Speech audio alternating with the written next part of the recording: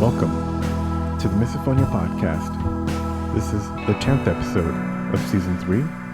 My name's Adil Nod, and I have Misophonia. This week, I'm talking to Jess. This was recorded not long after the most recent Misophonia Convention, and Jess had just attended it online. She talks about that sort of high you get when you just come out of meeting lots of people like you who have misophonia, which is kind of what happens after a convention like this. We talk about all the struggles she's had trying to communicate misophonia to the people around her as a child, through friendships, relationships, and work. Few people really acknowledged and accepted what she's gone through until recently.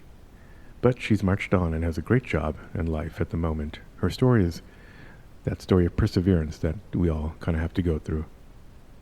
On that note, just want to say that interviews for next season, Season 4, will happen in March, and you can sign up right now through the Be a Guest link on the website, misophoniapodcast.com. I'll also have a direct link in the show notes.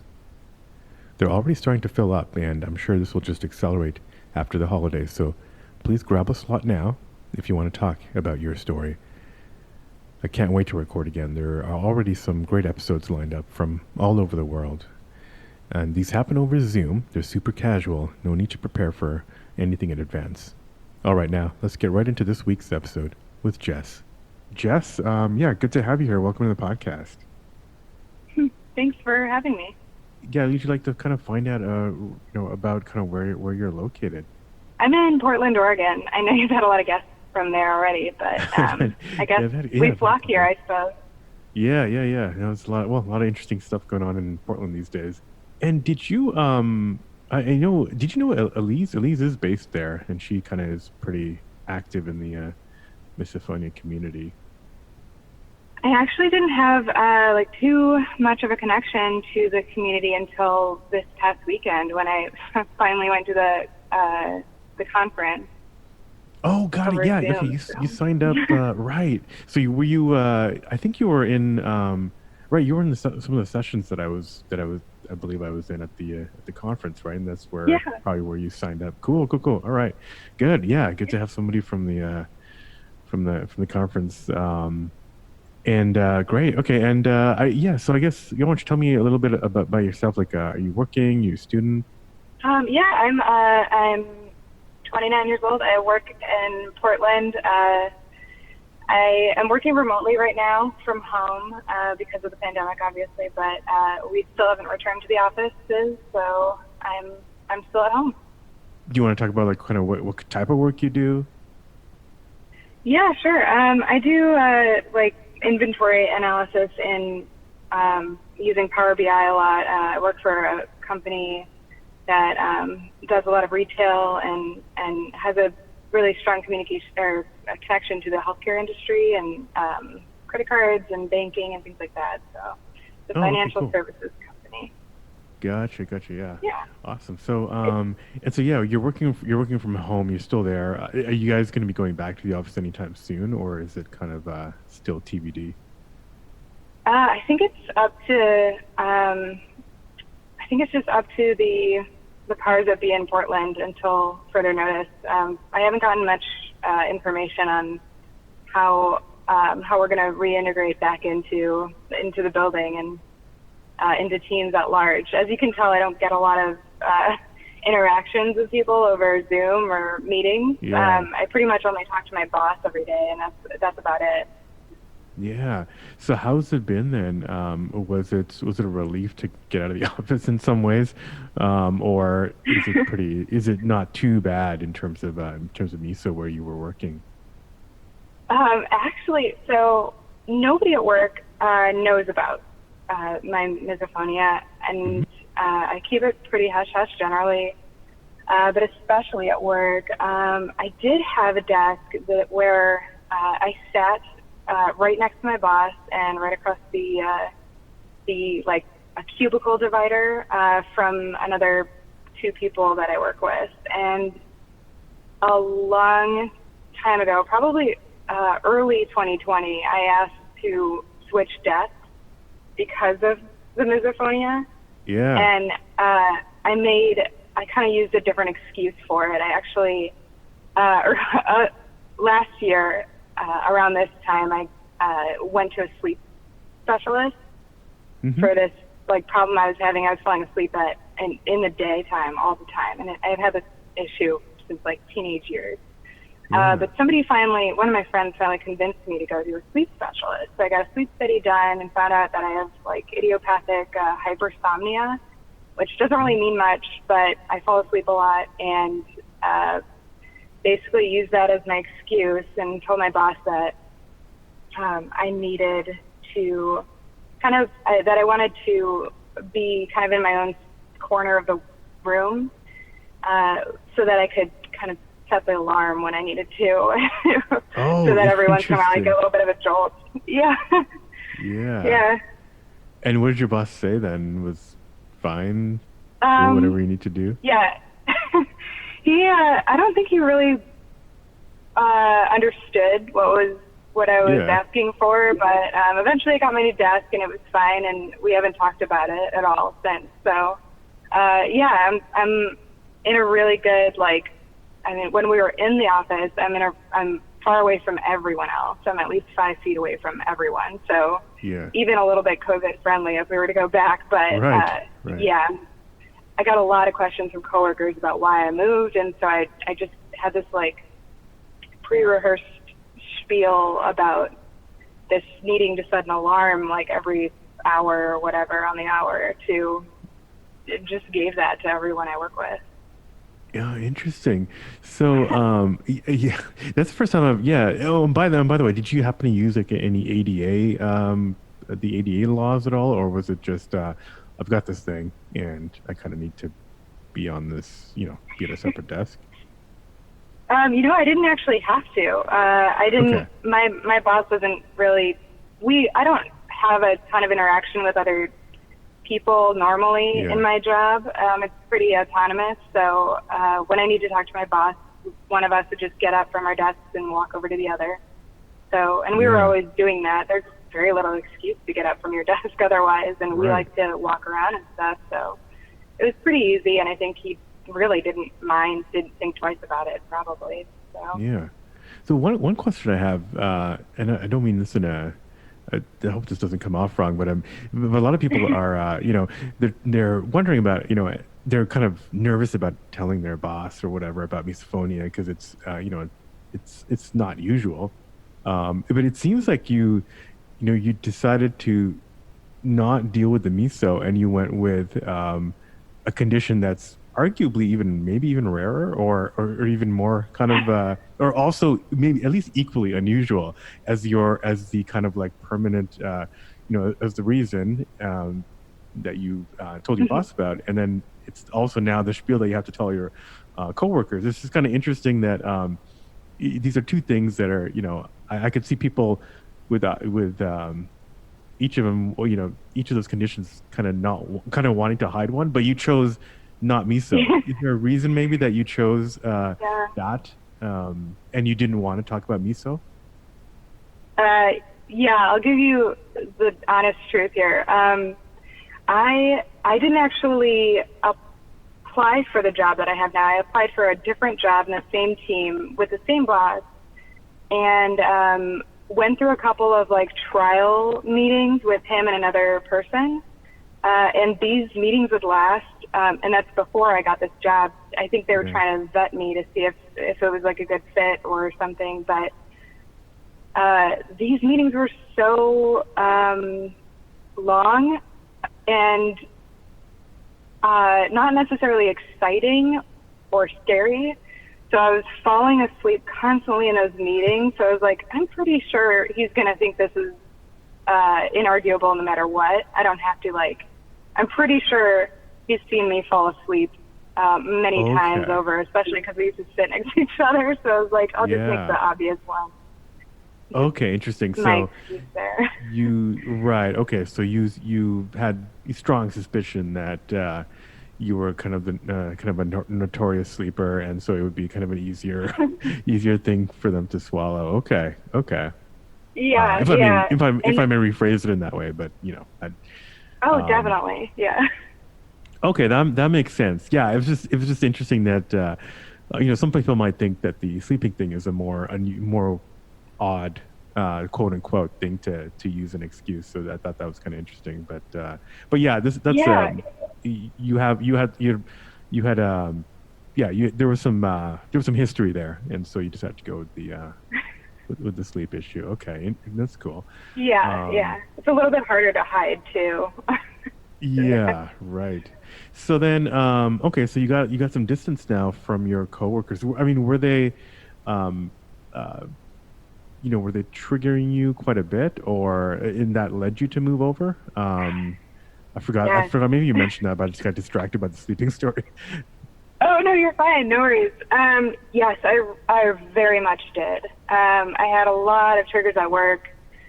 I was sitting at that time like a foot away from or maybe like 2 or 3 feet from my boss, 2 or 3 feet from another guy that sat across the cubicle from me, and then there was somebody kitty cornered to me, and they all had their own different varying triggers for me. Yeah. I mean, my boss would like snack a lot, and the guy across the street or across the aisle from me would tap his foot constantly, and then I had the guy kitty corner from me who would I forgot what his was. I think it was pen clicking or some other sort of thing like that. That's pretty common. Right. For people, But either way, yeah, it sounded like I mean, even one of those things you had to move. Yeah. And so now that you're far away, now that you're further away, is it do you still have to wear like headphones and stuff, or is it pretty manageable? I do wear headphones. When I was in the office, I was wearing headphones all the time anyway, even in the new seat, because I can still hear things. I mean, I'm not close to anybody, so it's not right in my ear, but I tend to hone in on it, even if I am in the vicinity of the trigger sound. So exactly, yeah. I listen to lots of music, podcasts a lot. Just anything that I can sort of, any varietal tones or sounds that I can put right in my ear that are preferable to what's going on around me is what I use. So a lot of that. But any like visual triggers around the office? Not anymore. I have 3. I've got my laptop and 2 monitors at work in the office. So, and those are like pretty big. So they kind of block out anybody, and I don't notice somebody coming up until they're like right up on me. But no, you just get those big big BI graphs going and just surrounding your field of vision. And it's a little easier to concentrate with those things in front of you. So much detail. Yeah. But I do have working from home. I've started getting some more of the visual things that I kind of had before, like in childhood and stuff. But like my partner, he bites his nails sometimes, and so I can kind of tell what went out of the corner of my eyes. I see him starting to go for it, and I'm like, oh no, what's about to happen? What am I gonna do? Right. Do you tell him? Yeah, we are working on that. We've talked about this issue a couple of different times. I've only brought it up to, I think, one other partner before, and I had a really long relationship before that where there was no triggers happening with that person ever until, the last 2 relationships. And this one has been particularly understanding. He's very receptive to people in general. I've noticed he's like a very, is very enthusiastic about like learning about people, about understanding them, and it seems like no amount of things that I can say that might cause him more work are turning him away. Like there's nothing I could do. I feel like that he would be like, oh, I don't know if I want to be with you anymore for that. I feel like I've thrown so much at him, especially with the misophonia, that and he just and the takes it constant sleeping while he's talking to you and just kidding. Yeah, it's not quite that severe, but yeah, he's been a pretty remarkable person to have on my side of this. Like, he's just been very willing to hear about it, very willing to talk about it. He asks questions. Yeah, so I think I got extraordinarily lucky with this one. That's great. And obviously until he goes at his nails, but it sounds like you probably, does he catch himself, or do you have to, now that you've talked about it with him, or do you have to still nudge him a bit or slap him? I have to nudge him a bit. The nail biting thing, like, I think it wasn't a trigger for me until I met him, and he only started doing that pretty recently.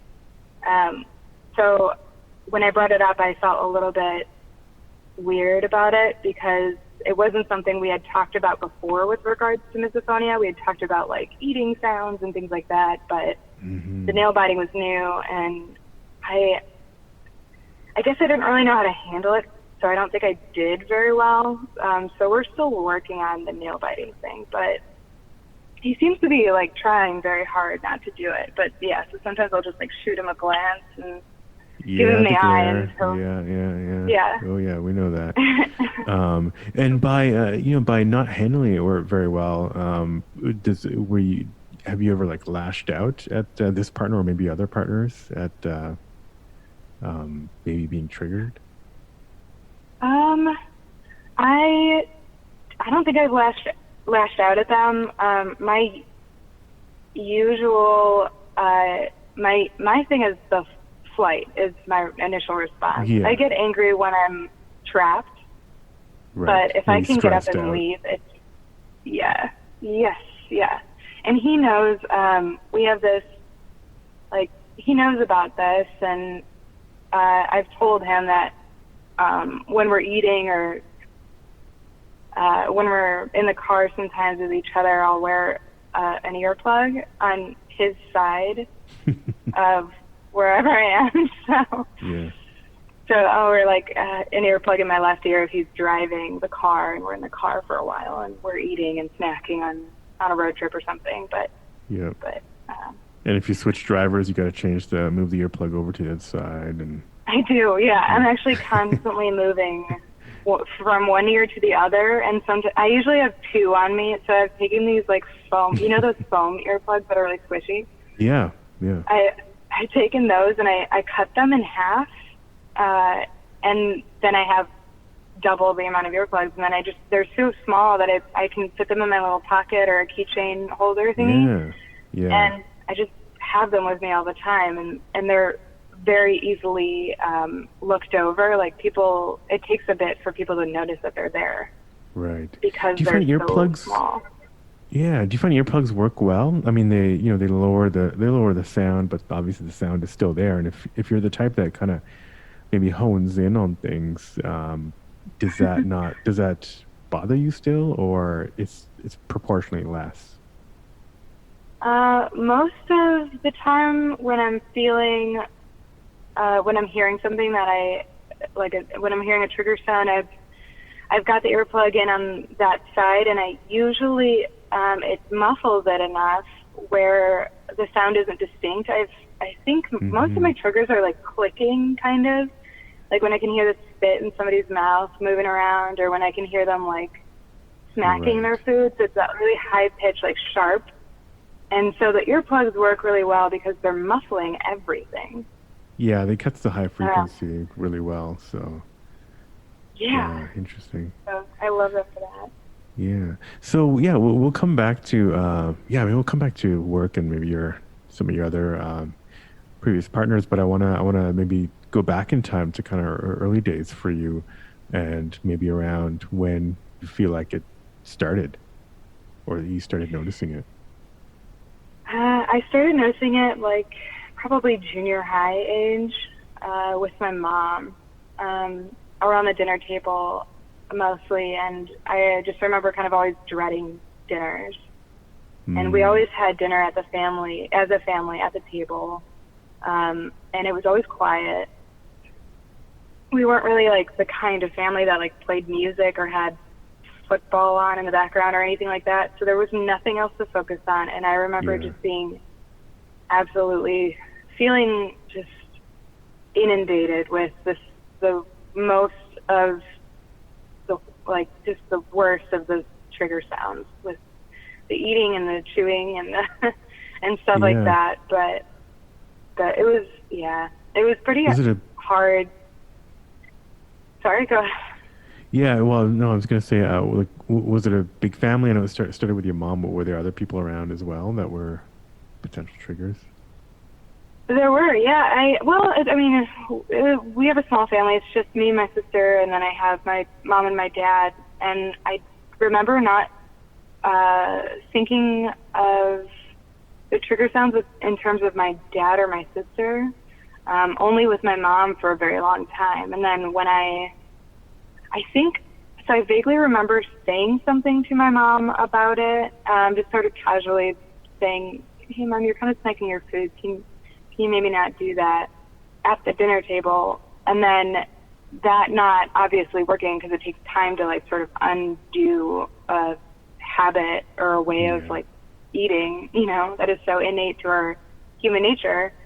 And then mentioning it later to her privately and talking, it became like a thing in our family. And I don't know that it was necessarily like in my sister's realm of awareness too much, but I remember thinking that it would almost get worse with my dad after I had mentioned it.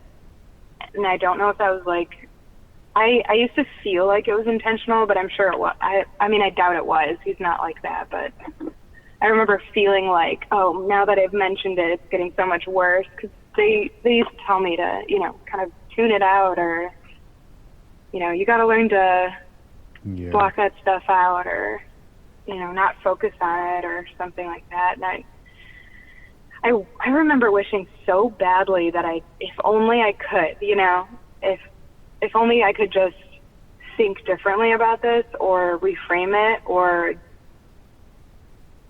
if I could just wish this away, I would. But I remember just not being able to communicate that very well to my parents, that I couldn't, and that this was a thing. And so you mentioned it, so you were being initially triggered by your mom. You mentioned it to kind of your whole family, or at least your parents. And then did you sit them down kind of thing, or was it like, you want, or at the dinner table kind of thing?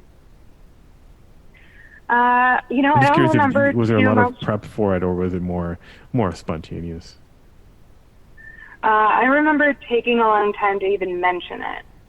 In my inner monologue, I was having a problem, like kind of sussing out, how do I want to say this? What will it come out like? What is this going to sound like? How is it going to be received? And then when it wasn't so great of a reception, I don't remember. I definitely didn't sit them down, and I would have probably. I'm guessing what happened is we had a small conversation about it at the dinner table one night, and I didn't get the kind of response that I was hoping for, and then probably just backing off. And for the next, I don't know how long, I think I moved out when I was 22, 21. Until then, I was probably stuffing a little piece of a cotton ball in my ear just to muffle the sound, and because that's all I knew of. I mean, when you're a kid, you're pretty much looking for anything, and it's hard to ask for or know when to ask for help, like professional help. Yeah. So I never saw an audiologist until I adulted. Yeah. Well, I mean, it's interesting that you, even at that young age, you were intentional about wanting to talk to them about it, and you were thinking about, you had an inner monologue going, like, how are you going to talk about it? As opposed to a lot of kids at that age just don't know what's going on, and they're lashing out and whatnot. So it was important enough to you that you were wanting to talk about it with your parents. And and I guess, well, actually, yeah. Did you end up Did you end up seeing an audiologist or a therapist or anything about it at any time until you kind of moved out? I saw a couple of I mean, you have Dr. therapists in my Johnson in Portland. Yes, yeah. I didn't see her until last year. Wow. So I wasn't even diagnosed with misophonia until last year professionally. And I remember before then, as an adolescent, talking to my mom about it enough where she's a very curious person, and she reads a lot, and she just wants to know all the things. So she saw like a 60 minutes or 50/50, one of those shows had an episode about a man who was a father, and they did a show about how he one day was mowing the lawn and suddenly he was experiencing pain from hearing his children's laughter. And my mom, I remember her pointing this out, and she was like, we should watch this together. I think this might be related to that problem you have. And she would just call it like sensitive hearing.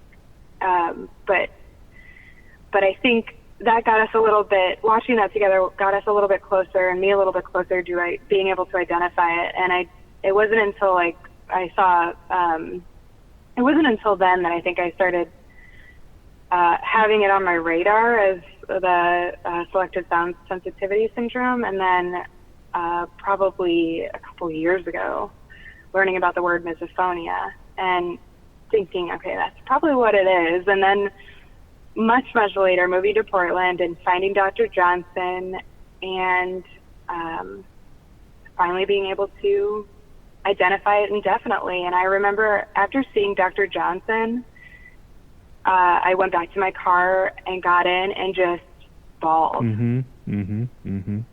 Yep. The relief at being able to slap a label on this and say, it's not just me, and there are people that are dedicating their careers to studying this, it's legitimate, is indescribable.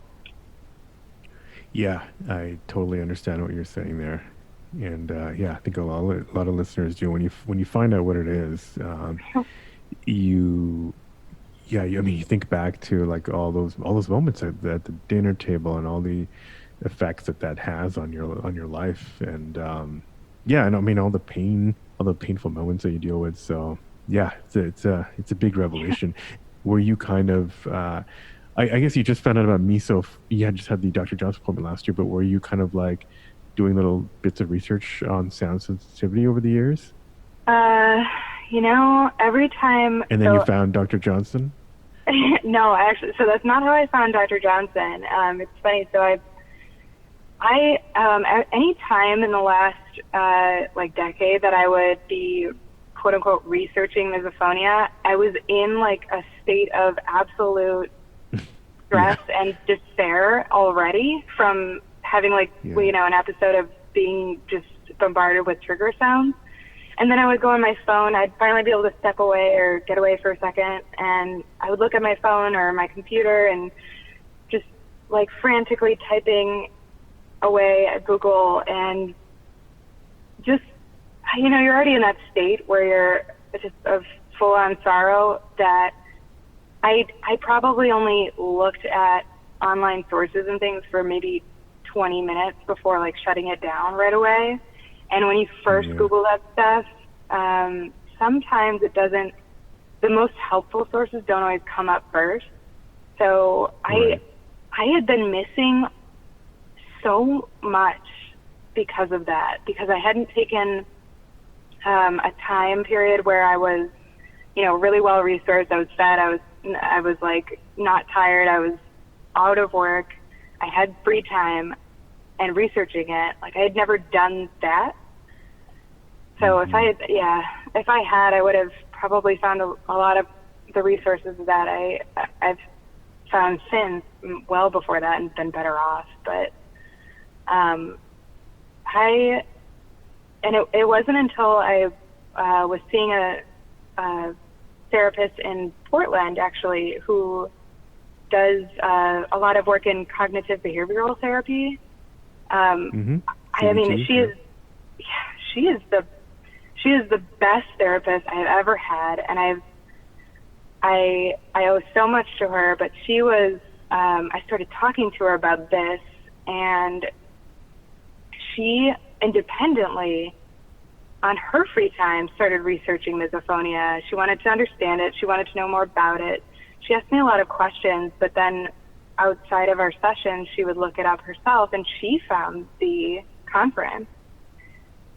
And she found, I believe she's the one that found Dr. Johnson for me and recommended that this is something you could look into if you like. I'll just leave this for you. Or, she's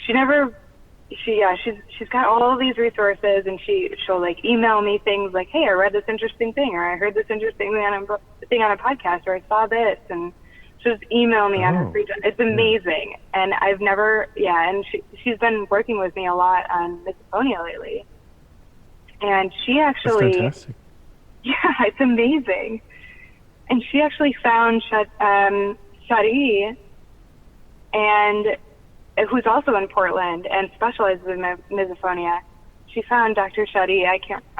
I only became familiar with her over the weekend, so I apologize. I don't remember her last name. She found her, and they talked, and they spent time together, and Shadi explained misophonia to my therapist, and they're like actively working on this together. And it's just, it really does wonders to have somebody who is completely in your corner without judgment whatsoever. It's amazing. Yeah, and that's got to, that's got to be a huge relief. And I mean, I've heard a lot of people come on here and talk about how they're, the therapists are totally dismissive, or they may have already heard about it, but they misdiagnose you. But this is the best therapists are the ones that will go actually do their research, like yours did, and this is like another level where she's kind of like hitting you up on your free time and getting together with to learn about it with other therapists. That's fantastic. What are some of the things that she's working with you on to try to manage your misophonia? So she spent time with Shadi last week. I meet with my therapist once a week, so I actually won't talk with her until tomorrow. But so far, she's asked me a lot of questions about sort of how it feels to be in this in that very high stress moment. And we've talked a lot about the fight or flight response and what's going on in the brain when you have a very extraordinary stressful event like that. So we've talked a lot about that so far. But yeah, she's been awesome. Oh, that's great. And and then so going back, I think you were saying like you would do over the years, you would do these like quick bits of research while you were super stressed out. What were kind of the typical situations you were in that were stressing you out? Were there all kind of work environments, or outside in the world, on the bus? Was it kind of all over the place, or was there some troubled places that were really getting you? Most of it is, I've had a couple of breakdowns after meetings where I've had to be in a room with someone or two people that are eating. And I still haven't been like brave enough, I guess you could say, to ask that they don't eat in a meeting. It seems like a reasonable enough ask to me, but I just haven't yet. I'm just really scared, I guess. But mostly,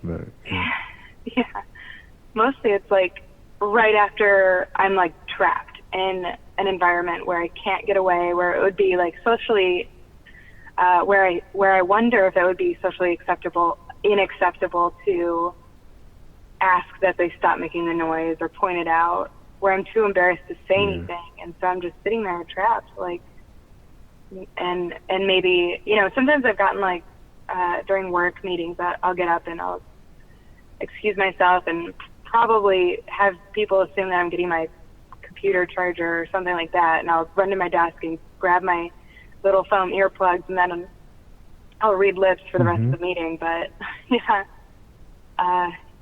those are the worst moments for me.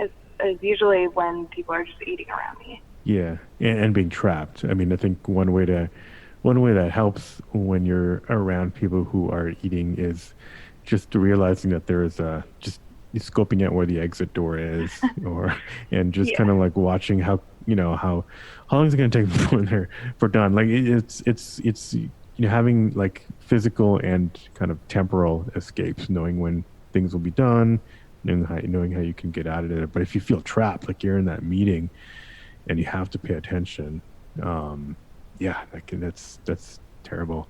What about your friends? Do you tell your friends about misophonia? And how soon do you tell them? I'm just curious how you deal with your social circles.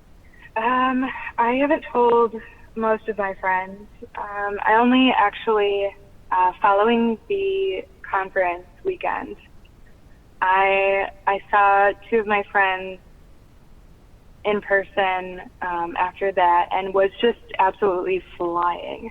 Like, just so excited to, just very jazzed about the entire weekend, about how everything went, about all the people that I met and chatted with, and all of the, just the sheer amount of numbers that like showed up and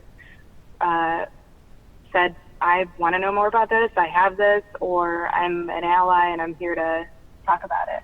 Mm-hmm.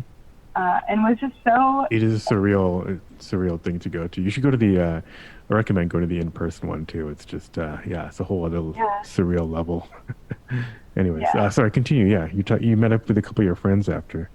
Yeah, I was just so excited. I couldn't hold it in anymore. I was like, I need to talk to you about neuroplasticity and misophonia and all these amazing people that I met. And I told them, and they were just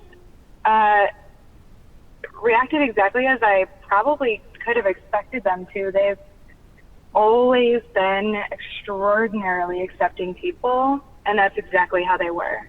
They asked a lot of questions. They said, oh, I'm so sorry you go through this when it's really difficult for you. Is there anything we can do to help? Naturally, they asked if they ever are triggers. Triggers, yeah. Yeah, and of course, it was a great conversation, and it was super easy. And yeah, I have really supportive friends. I found in Portland, you can pretty much say, you can provide somebody with information about you that is maybe a little bit off the wall, and no matter what it is, people are going to be pretty accepting. Yeah. Portland's a pretty open city. No, that's cool. I'm curious, like, what would you, what kind of like kept you from telling your friends before? Was it just kind of your just natural, not necessarily wanting to tell everybody about everything until you have to, or? Yeah, pretty much. I've always been a little bit nervous about kind of spilling secrets, I guess, or personal details about myself.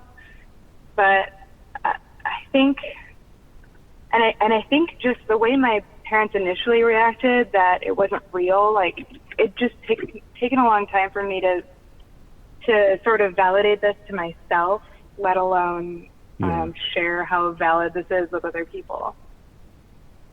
How are your parents now? Like your dad, I haven't heard about your dad in a while. I know your mom gave you showed you the 2020. Are they more accepting now and understanding and accommodating?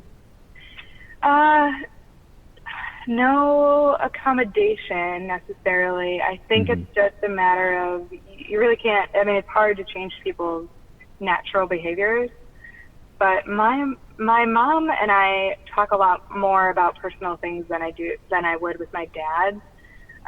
It's just kind of how I'm kind of a mama's girl, I guess. But she's very willing to talk about it. I actually talked to her about it after the conference as well.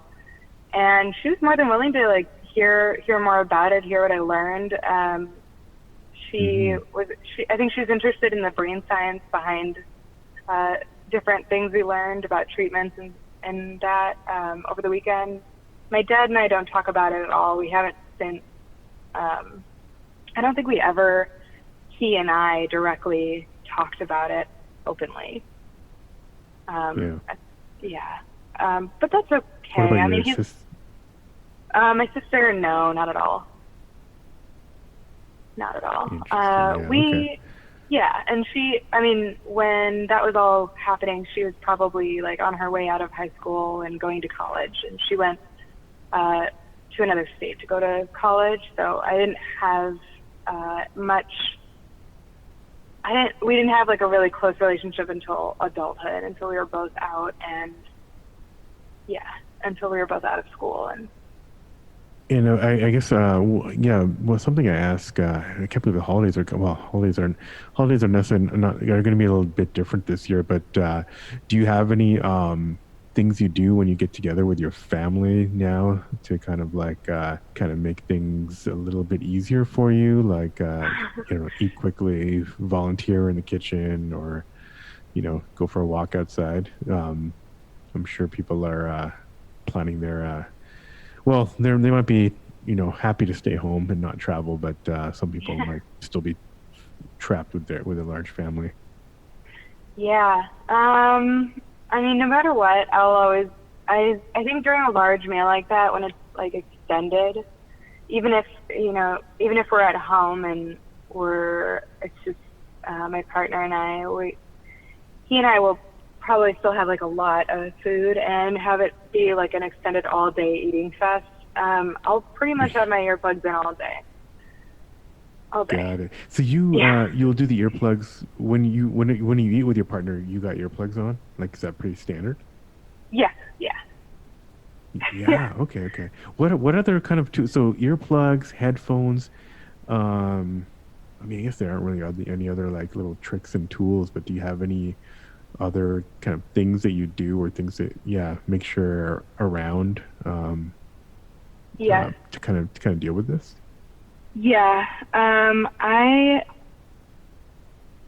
I usually have I hate to plug Amazon, but I found through that website some little earplugs, or not earplugs. There is a company called Eargasm that. I've heard of that. Yeah. Yeah, they make some pretty good earplugs that are clear, and those will muffle the sound the same as the ones I do, but they're a little bit itchy because they're like silicone or rubber or something. Those are pretty good. They're for concert goers, and they're moderately hard to see from an outsider's point of view. If they're looking at your ear, they're probably not going to notice it. Right. I like those for going out to dinners if I'm doing that. Through Amazon, I have these like little palm-sized. It comes in a palm-sized case, but they're tiny little Bluetooth earbuds made by a company called Siros, Siros, and I love them. Love them so much. They're not invisible, so that is a problem. You can't wear them in meetings while you're talking to your boss, but they're great for at work. They're not as easy to see, and they have a pretty long battery life. And they can be loud. Okay. Yeah. Okay. I really like those. Those are my favorite things. Yeah, I haven't heard of that one, but I'll definitely look that up. Cool. Well, this has been good. We're kind of hitting around our 45 minute mark. I'm curious. You just came out of that it's been almost a week, but hopefully you're still on the high. I know I usually am coming out of the conference. Do you have anything you wanna tell people about Misophonia, about yourself, people who are listening to the show?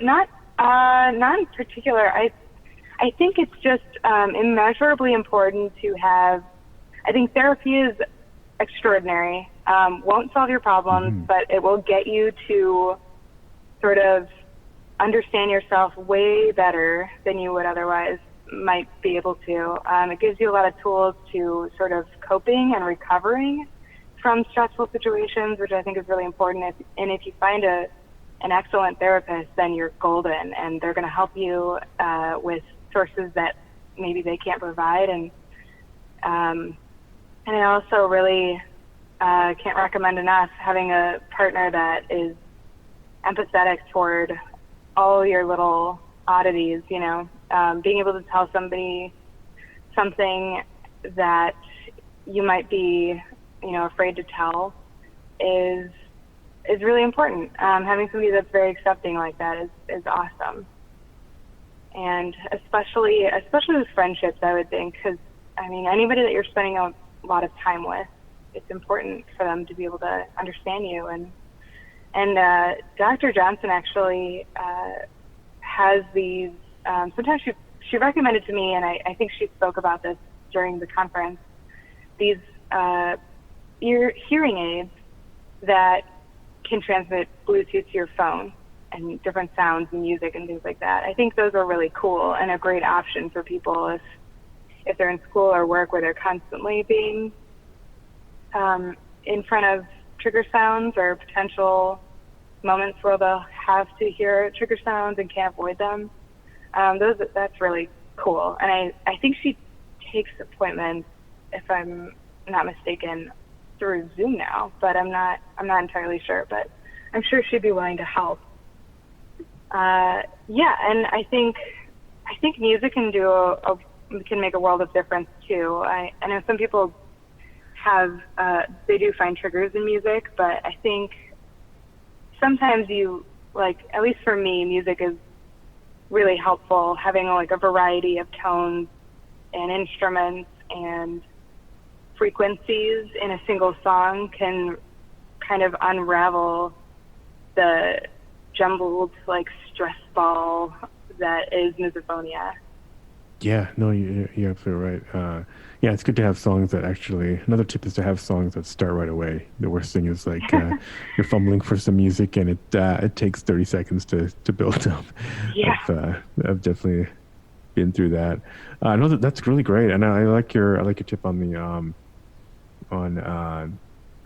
therapist, because if somebody gets to the point of wanting to invest in a therapist, it's good to know what kind of the expectations are, what they're gonna give you. It'll be probably more about, at this point when there's no cure, it'll be more about coping with those, getting back to zero, getting back to normal, basically how to manage post trigger, I would imagine. Yeah. Maybe a little pre too, but anyways, yeah, and an audiologist like Dr. Johnson is great at is great if you need to be prescribed those. I think it's like Widex is one of the companies that makes those hearing devices. Oh yeah. Option. Well, cool. Yeah, Jess. Well, yeah. Thanks again for coming on. Yeah, it was good to virtually meet you at the convention. Hopefully, we'll all get together and wherever it's going to be next year. But yeah, that's always a good time. So yeah, thanks again for coming on. Yeah, thanks so much for having me. Thanks for producing this. This is really meaningful. I really appreciate all the effort and energy and emotional energy that you put into this. It's amazing. Thank you, Jess. Hope to see more of you at the convention next year, but at least please consider coming onto the podcast. Remember that interview slots are opened up for March. Grab one today. If you're enjoying the shows, please hit the 5 stars on Apple Podcasts. It really helps us kind of get recommended in other people's feeds. Otherwise, hit me up on Instagram or Facebook at Misophonia Podcast, or on Twitter at Misophonia Show. Music, as always, is by Moby. And until next week, wishing you peace